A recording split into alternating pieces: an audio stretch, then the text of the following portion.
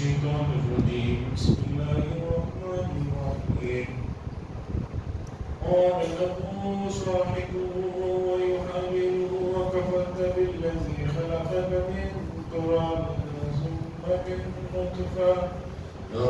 من نطفة ثم سواك رجلا لكن الله ربي ولا أشرك بربي أحدا فلولا إذ دخلت جنتك لقلت ما شاء الله لا قوة إلا بالله إن ترني أنا أقل منك مالا وولدا فعسى ربي أن يؤتيني خيرا من جنتك ويرسل عليها حسبانا من السماء فتصبح سعيدا زلقا أو يصبح ماؤها غورا فلن تستطيع له طلبا وأحيط بثمره فأصبح يقلب كفيه على ما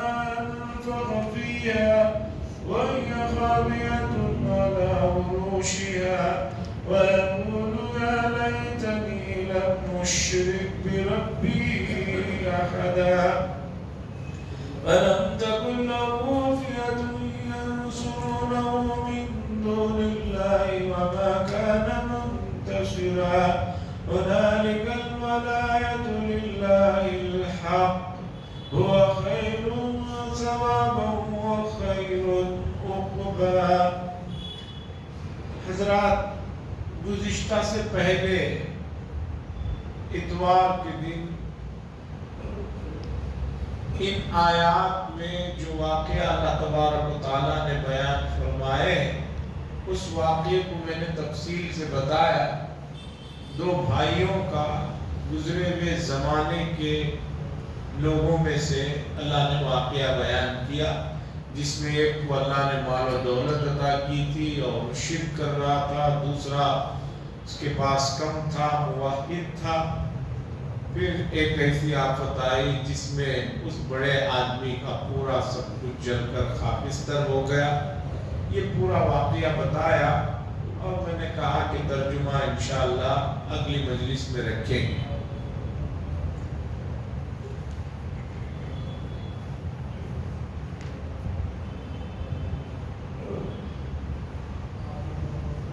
قال له صاحبه، ان دو میں سے وہ آدمی جسے اللہ نے مال و دولت عطا کی تھی اس سے اس مومن بندے نے کہا، قال له صاحبه، کہا اس سے اس کے ساتھی نے، وهو يحاوره، آپس میں گفتگو کرتے ہوئے، کیا تم انکار کر رہے ہو اس ذات کا جس نے تمہیں مٹی سے پیدا کیا، پھر نطفے سے پیدا کیا اور پھر دیکھتے ہی دیکھتے تمہیں ایک بھلا چنگا انسان بنا. جس ذات نے مٹی سے بنایا پھر نطفے سے بنایا اس کا تم جو انکار کر رہے ہو یہ صحیح نہیں. لیکنہ اللہ، لیکن میری بات یہ ہے کہ میں اسی اللہ کو اپنا رب مانتا ہوں اور میں اپنے رب کے ساتھ کسی کو شریک نہیں ٹھہراؤں گا. اور اس مومن دوست نے، بھائی نے اس آدمی سے کہا، وَلَوْلَا إِذْ دَخَلْتَ جَنَّتَكَ وَقُلْتَ مَا شَاءَ اللَّهُ، اور تم نے یہ بات جب اپنے باغ میں داخل ہوئے تو کیوں نہیں کہا ما شاء اللہ لا قوت الا باللہ، اللہ نے جو چاہا وہ ہوا، یعنی بہترین فصل آئی. لا قوت الا باللہ، اللہ کی توفیق کے بغیر کسی میں کوئی طاقت اور قوت نہیں ہے. ان ترنی انا اقل منک مالا وولدا، اگر تم نے دیکھا کہ میں مال میں اور اولاد میں تمہارے سے کم ہوں اور تم زیادہ ہو تو تمہیں ان چیزوں کو دیکھ کر یہ کہنا چاہیے کہ ماشاءاللہ اللہ نے جو چاہا وہ. تم نے ایسا کیوں نہیں کہا؟ اس نے نصیحت کی اور قرآن نے اس کی نصیحت کو ذکر کیا. اس کا مطلب یہ ہے کہ اللہ نے کسی کو کوئی نعمت دی ہے تو اس آدمی کو اور دوسرے کو بھی اس کی نعمتوں کو دیکھ کر ماشاء اللہ کا لفظ کہنا چاہیے، اس سے آدمی نظر بد سے محفوظ ہو جاتا ہے۔ اللہ کے نام میں بڑی تاثیر ہے، آپ یقین نہیں مانیں گے، اس نام میں بڑی تاثیر ہے، آپ اس تاثیر کو محسوس نہیں کر رہے ہیں تو اس میں اس ذات اور اس کے نام میں کوئی کمی نہیں ہے، آپ میں کمی ہے۔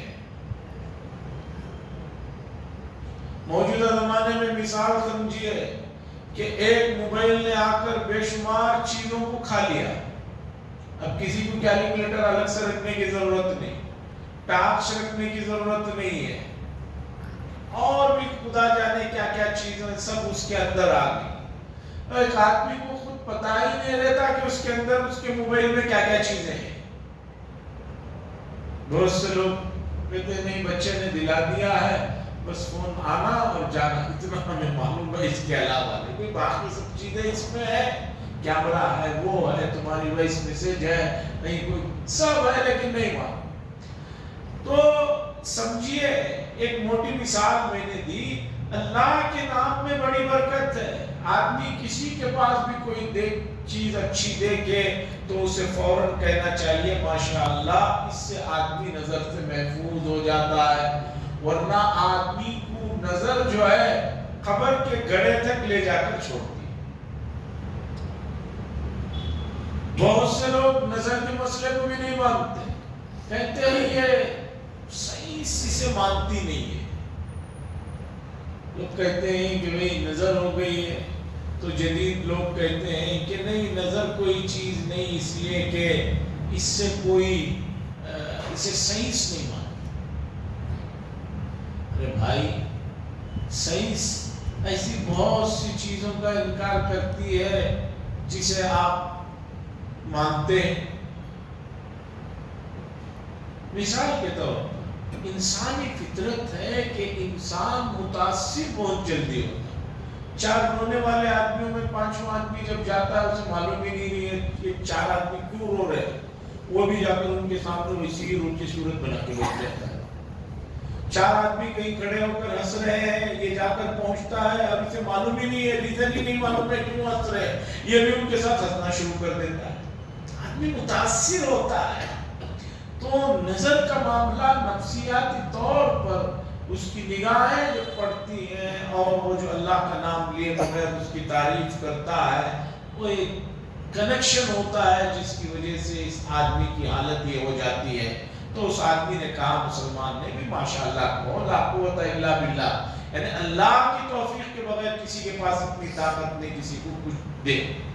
اس کے بعد اس مسلمان آدمی نے کہا فاسا ربی، پس مجھے اللہ کی ذات سے، میرے رب سے امید ہے یہ کہ وہ مجھے تجھ سے بہتر باغ دے گا، اور یہ کہ تیرے باغ پر کوئی آسمان سے مصیبت آ جائے اور ہو جائے تیرا باغ جو ہے بالکل جو ہے ختم ہو جائے، جل جائے اور جو ہے ریزہ ریزہ ہو جائے، اور یصبح ماؤها غورا، یا یہ بھی ہو سکتا ہے کہ اللہ تبارک و تعالیٰ تیرے باغ میں جو پانی ہے، کنویں ہیں، ان پانی کو نیچے لے جا کر چھوڑ دے اور تو اس پانی کو اوپر لانے پر طاقت بھی نہ رکھتا۔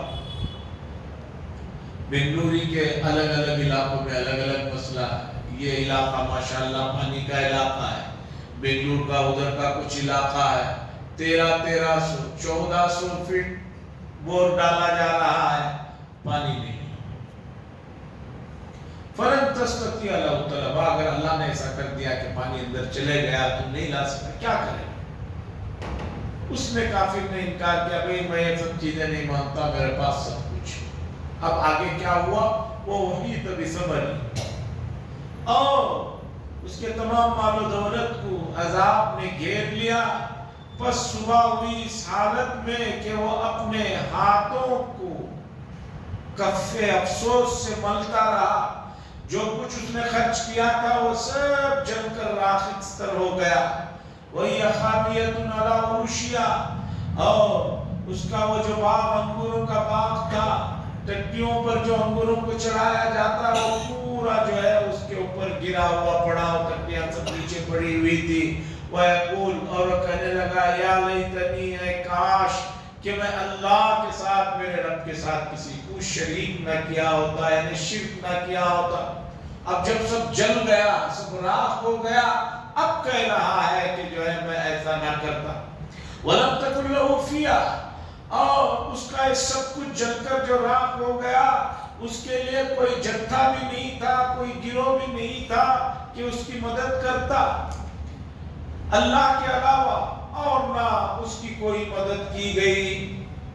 هُنَالِكَ الْوَلَایَةُ لِلَّهِ الْحَقِّ یہاں آدمی کو پتہ چلتا ہے کہ بھئی دوستی اور مدد جو ہے وہ اللہ جو برحق ہے انہی کی طرف سے مل سکتی، ورنہ کچھ نہیں ہو سکتا۔ وہ خیر ثوابا وہ بہترین ثواب بھی دینے والے ہیں اور بہترین انجام دینے والے ہیں۔ اللہ نے یہ واقعہ مکی صورت میں بیان فرما کر مکے کے ان لوگوں کو جو اپنے مال و دولت پر اترا رہے تھے، اپنے مال و دولت پر حضور صلی اللہ علیہ وسلم اور صحابہ کا جو مذاق کرتے تھے کہ دیکھو ہمارے پاس بیٹے ہیں، ہمارے پاس دولت ہے، یہاں باغات ہیں، طائف میں باغات ہیں، اللہ نے واقعہ بیان کیا کہ دیکھو ایسا بھی واقعہ ہوا ہے کہ جس میں ایک آدمی کے پاس سب کچھ تھا، ایک ہی رات گزری دوسرے دن ہی ہو۔ موجودہ زمانے میں بھی ہو رہا ہے، بہت سارے لوگ آج کروڑوں روپے کے مالک ہیں، لیکن اچانک راتوں رات جو ہے کبھی شیئر مارکیٹ سو جاتا ہے، کبھی کسی بینک کا دیوالیہ ہو جاتا ہے تو آدمی روڈ پر آ جاتا ہے۔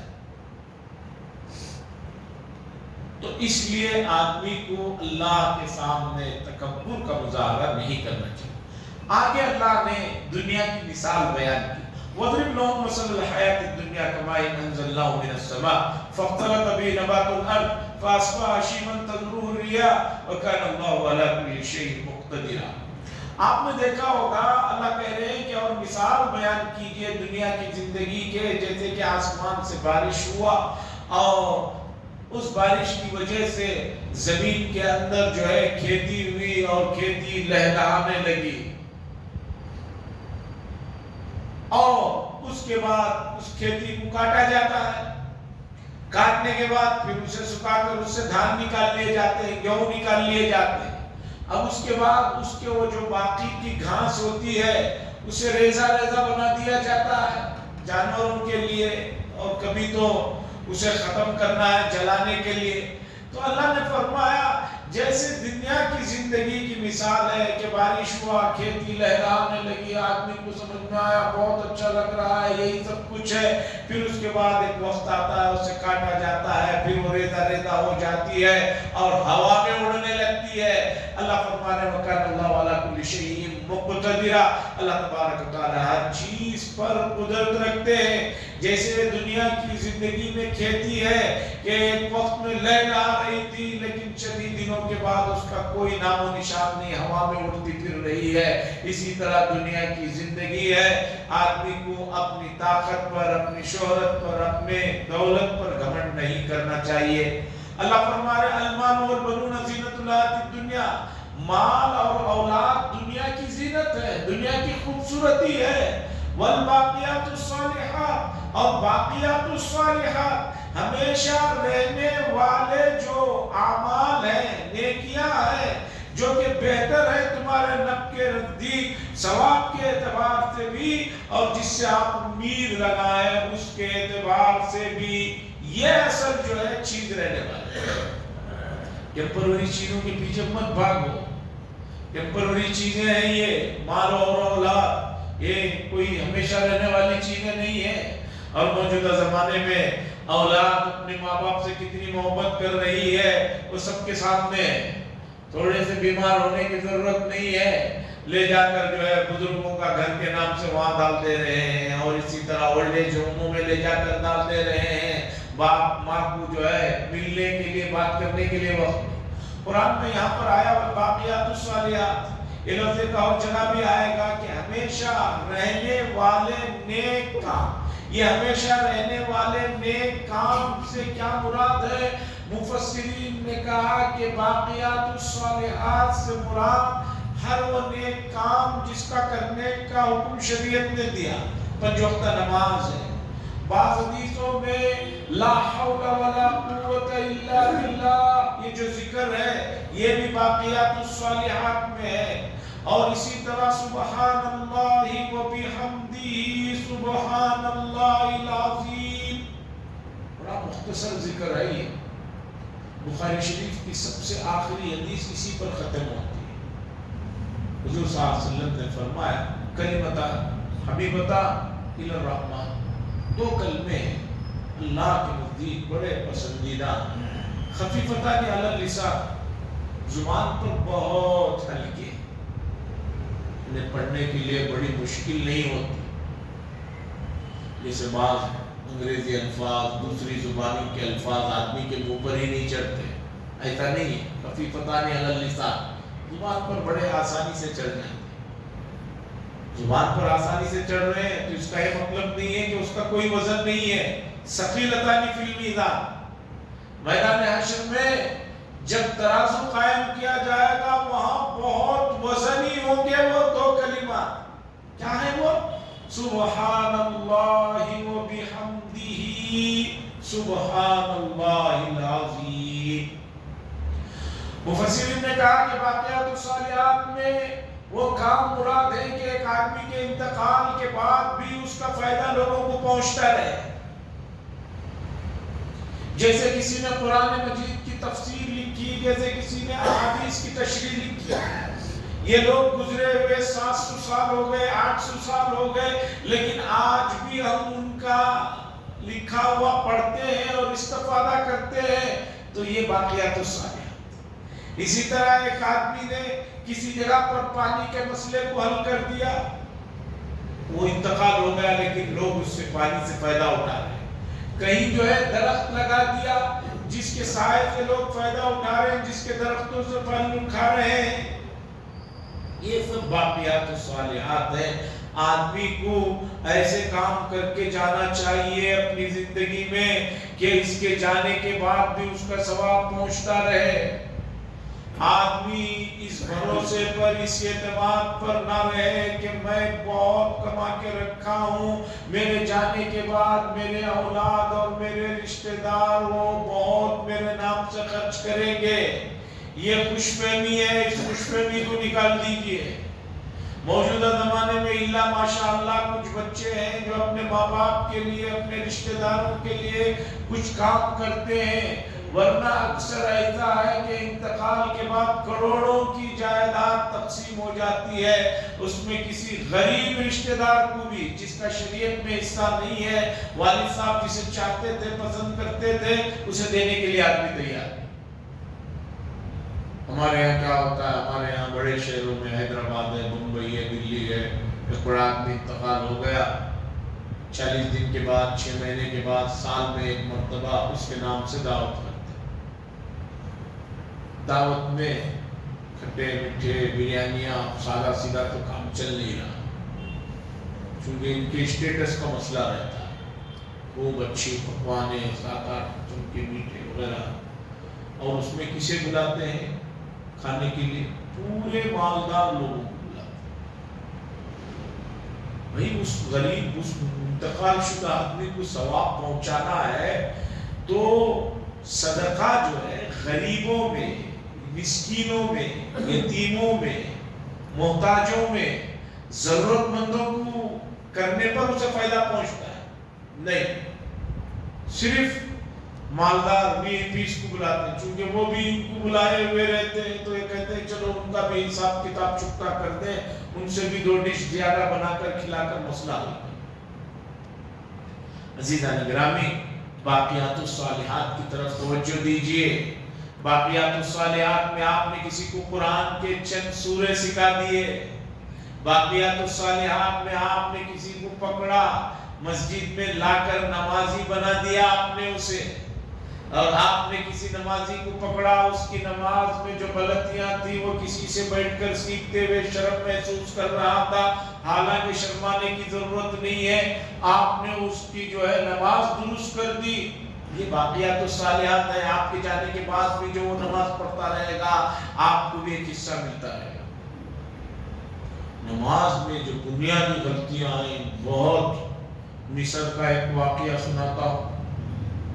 مصر، ایجپٹ، عربی زبان جن کی مادری زبان، میرے استاد محترم نے مکے میں سنایا. ایک خاتون جس کی عمر 70 سے اوپر ہو رہی تھی، وہ نماز پڑھتی تھی اور ہر نماز میں اتحیات کے بعد درود پڑھنا ہے، تو درود میں 2 مرتبہ ابراہیم علیہ السلام کا ذکر آتا ہے، کما صلیت علی ابراہیم وعلی آل ابراہیم. تو اس عورت نے قرآن پڑھتے ہوئے بھی جب بھی لفظ ابراہیم آتا تھا وہ لفظ نہیں پڑھتی تھی، آگے چلی جاتی. 70 سال تک عبادت کی ہے اور کبھی لفظ ابراہیم نہیں پڑھا. درود میں کوئی بات چلی، کچھ ہوا تو لوگوں نے پوچھا تو اس عورت نے بتایا میں اپنے شوہر کا نام کیسے لے سکتی ہوں، میرے شوہر کا نام ابراہیم.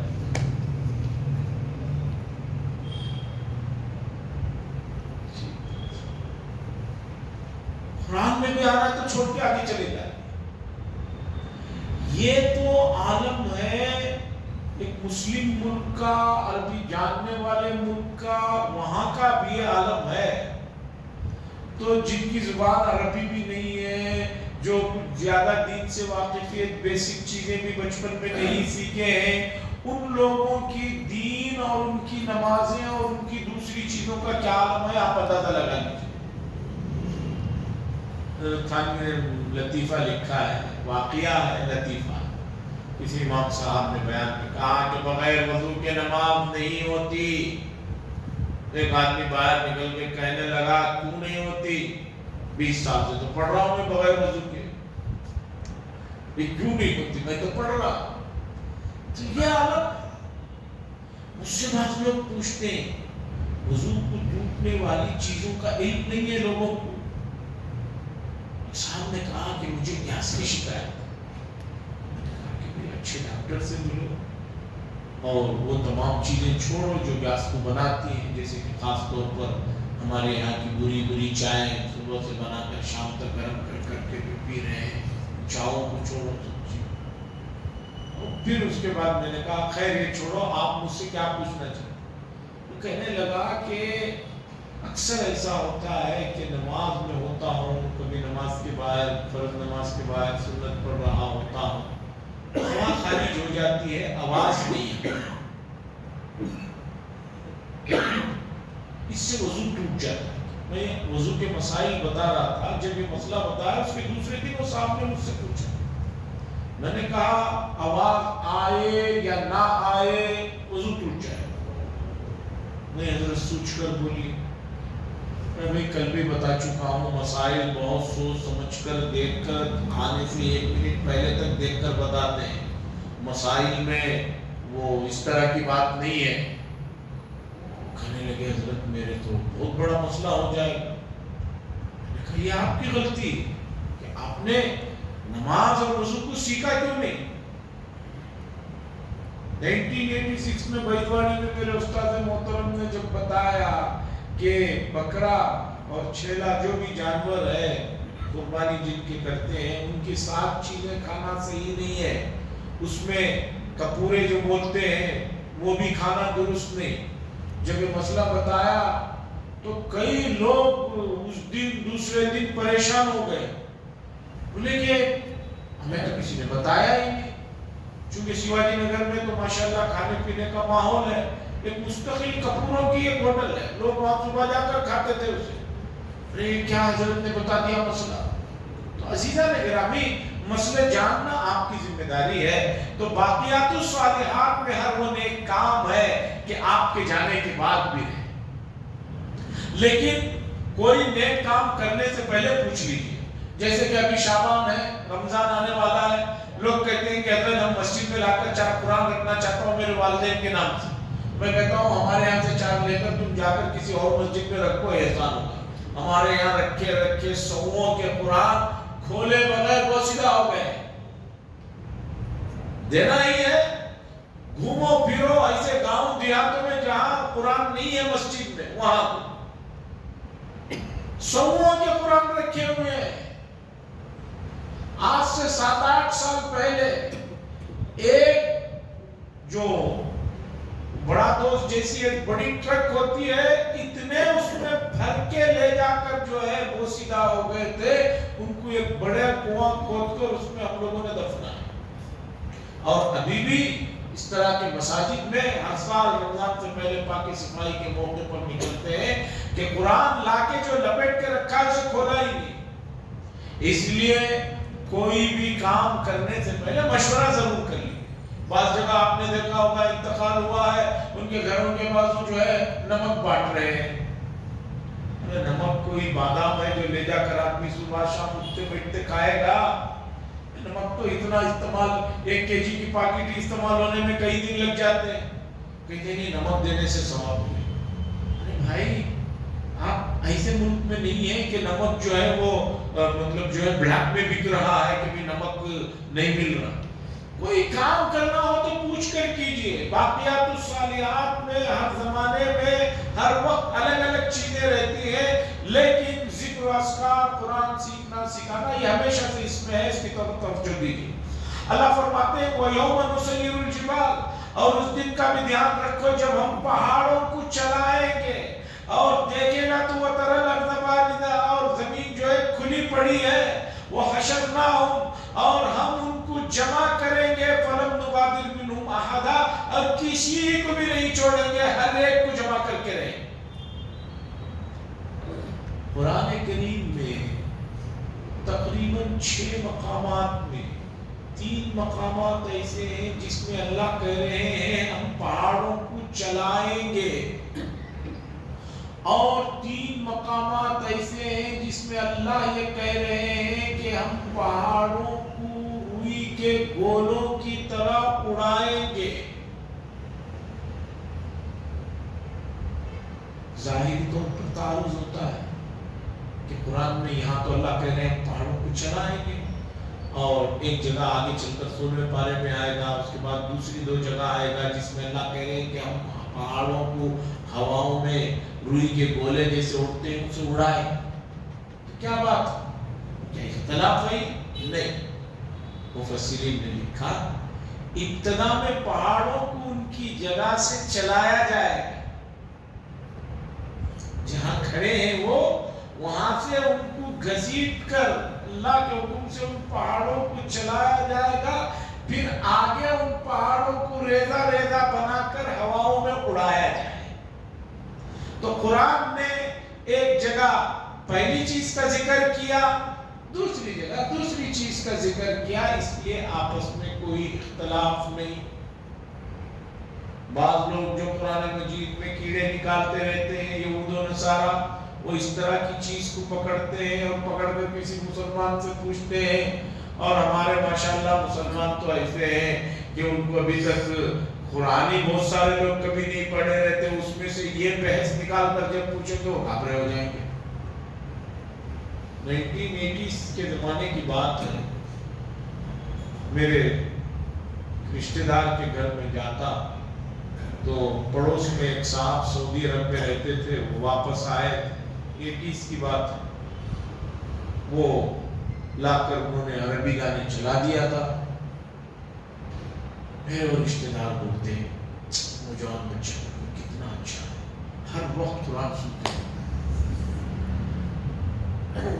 پتہ ہی نہیں ہے کہ قرآن ہے کہ گانے، عربی ہے تو وہ سمجھ رہے ہیں کہ یہ ہے۔ تو یہ امت کا حال ہے۔ تو یہ اس اعتراض کا جواب ہے کہ اللہ نے بتایا پہلے چلائیں گے، پھر اس کے بعد ریزہ بنا کر اسے اڑا دیں۔ وَأُرِزُ عَلَىٰ رَبِّكَ صَفًّا، اور تمام لوگوں کو سب باندھ کر لا کر اللہ کے سامنے کھڑا کیا جائے گا۔